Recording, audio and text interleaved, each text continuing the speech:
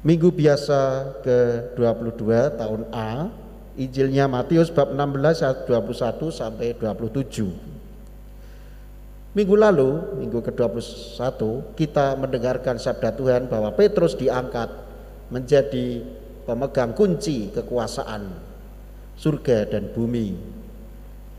Tetapi ternyata pada bacaan yang saat ini, minggu biasa ke-22, kekuasaan dalam gereja itu ternyata kekuasaan untuk pengorbanan, untuk mau menderita demi yang dilayani.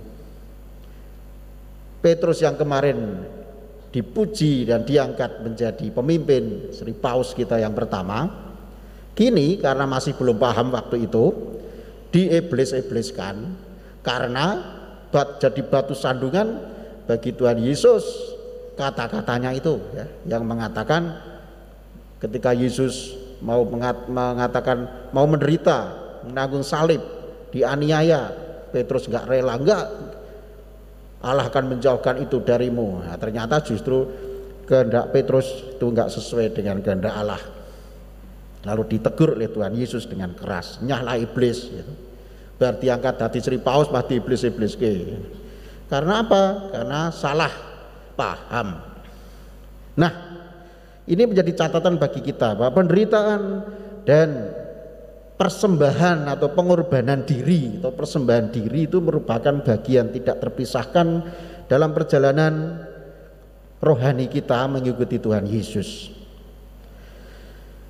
Memang Dia menjanjikan sukacita dan memang kita sudah mengalaminya. Namun demikian kebangkitan itu harus dimulai dengan salib. Salib, derita, maut, dan sukacita kebangkitan itu ternyata satu paket. Orang yang hanya menginginkan kemuliaan tanpa salib tentu saja tidak utuh dan kecewa. Dalam hidup beriman, derita, korban, gangguan, kerikil-kerikil tajam, sandungan, kejatuhan itu merupakan bagian dari perjalanan mengikuti Yesus menuju hidup abadi bahagia, keselamatan kekal. Dalam bacaan pertama, Yeremia 20 ayat 7 sampai 9, Nabi Yeremia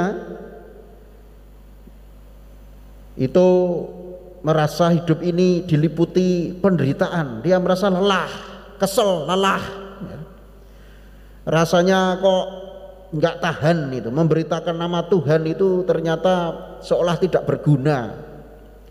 Dia mau stop saja menjalani tugas pewartaan, tapi tidak bisa. Dari dalam dirinya ada dorongan kuat dari Tuhan sendiri supaya tetap mewartakan harapan akan Mesias. Waktu itu masih perjanjian lama ya, harapan akan Kristus, harapan di tengah kesukaran itu. Nah, dalam kegagalan, kesusahan, ternyata bagi Yeremia itu justru peristiwa kesulitan itu menjadi pemurnian, penyempurnaan bagi hidupnya.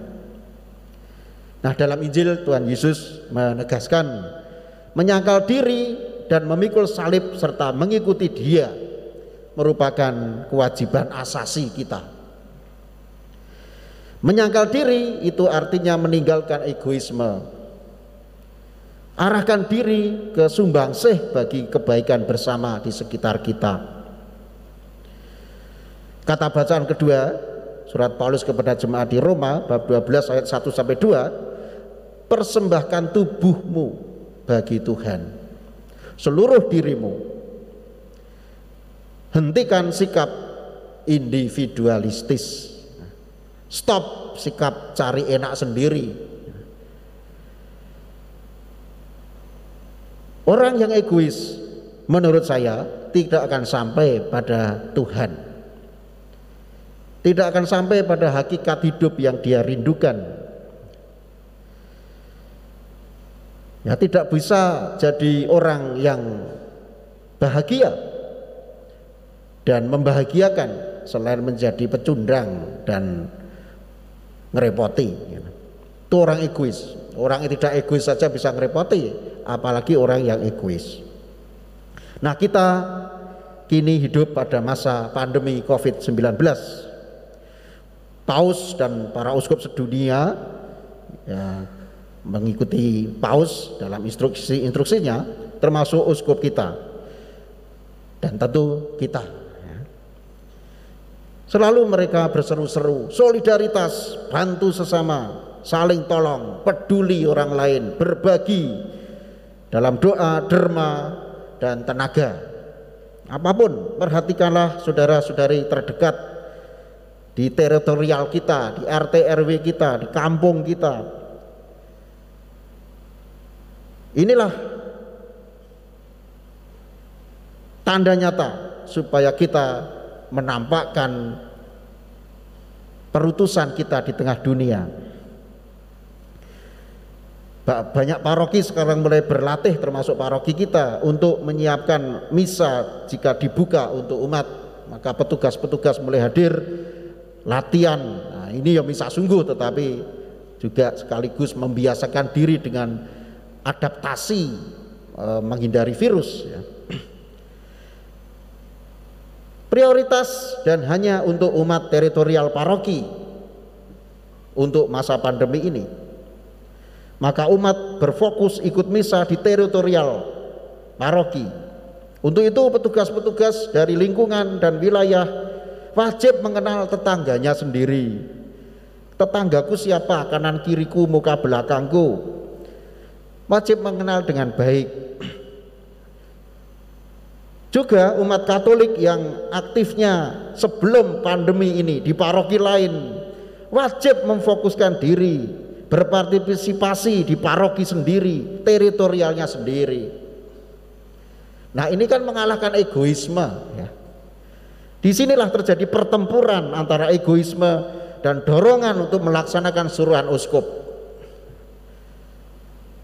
Ada banyak reaksi tentu, ada yang wah, aku kalau di teritorial nggak enak, aku nggak enak sama tetanggaku, aku misalnya biasanya di paroki lain, ini harus pulang ke paroki sendiri, lebih baik aku nunggu pandemi berakhir, kalau sudah disuntik vaksin aku baru ke gereja lagi, tapi ke sana nggak ke paroki sendiri.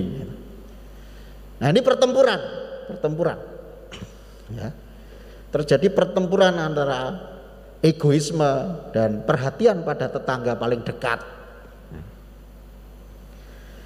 Itu adalah satu contoh saja bagaimana pertempuran itu harus diatasi. Kita alami kesulitan, kita alami pemurnian, kita alami tantangan, ketidaknyamanan untuk mengatasi egoisme diri sendiri ini, menyangkal diri, memikul salibnya dan mengikuti Yesus. Jika kita alami kesukaran seperti ini, maka tantangan dalam mengikuti Yesus itu menjadi nyata dan itu baik, itu benar.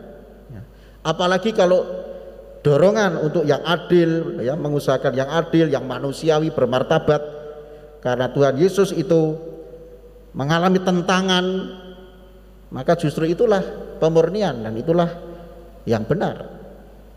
Kesukaran itu memang wajar karena tugas kita memang mulia. Maka kita perlu dimurnikan supaya cocok dengan status tugas kita itu. Kitab Putra Sirak bab 2 ayat 2 benar mengatakan, anak-anakku, jika engkau bersiap untuk mengabdi Tuhan, maka bersedialah untuk pencobaan, untuk kesulitan, untuk kerikil-kerikil tajam, untuk kesukaran, untuk hambatan. Karena mengikuti Tuhan Yesus itu memang memanggul salib, tetapi disitulah kebenaran. Nah, justru berharga kesulitan-kesulitan itu, salib-salib itu demi pemurnian diri kita. Mari kita mohon kekuatan Tuhan dalam Ekaristi ini. Terlebih di masa pandemi ini kita ditemani Tuhan dalam memikul salib kita setiap hari. Terpujilah nama Tuhan kita Yesus Kristus kini dan sepanjang masa. Amin.